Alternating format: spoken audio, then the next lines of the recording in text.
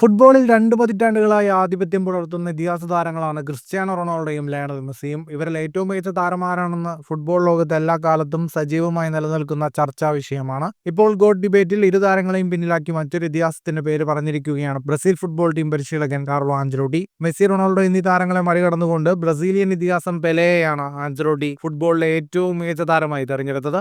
Pele വ്യത്യസ്തമായ ഒരു തലമുറയിലുള്ള ആളാണ്. എനിക്ക് കൃത്യമായി പറയാൻ കഴിയില്ല. എന്നാൽ പെലെ തന്റെ കരിയറിൽ നേടിയ നേട്ടങ്ങളെക്കുറിച്ച് പറയുമ്പോൾ അദ്ദേഹം ലോകകപ്പുകൾക്ക് പുറമെ നേടിയ കാര്യങ്ങൾ വളരെ സവിശേഷമായ ഒന്നായിരുന്നു. എനിക്ക് ഒരുപാട് താരങ്ങളെ പരിശീലിപ്പിക്കാൻ ഭാഗ്യം ലഭിച്ചു. റൊണാൾഡോയുടെയും മെസ്സിയുടെയും കളികൾ ഞാൻ കണ്ടിട്ടുണ്ട്. ഇവരിൽ ആരാണ് മികച്ച താരമെന്ന് തിരഞ്ഞെടുക്കാൻ പ്രയാസമാണ്. കരിയറിൽ പെലെ നേടിയ നേട്ടങ്ങളുടെ അടിസ്ഥാനത്തിൽ ഒന്നാം സ്ഥാനം അദ്ദേഹം അർഹിക്കുന്നുണ്ടെന്ന് താൻ വിശ്വസിക്കുന്നുവെന്നും കാർലോ ആഞ്ചലോട്ടി പറഞ്ഞു.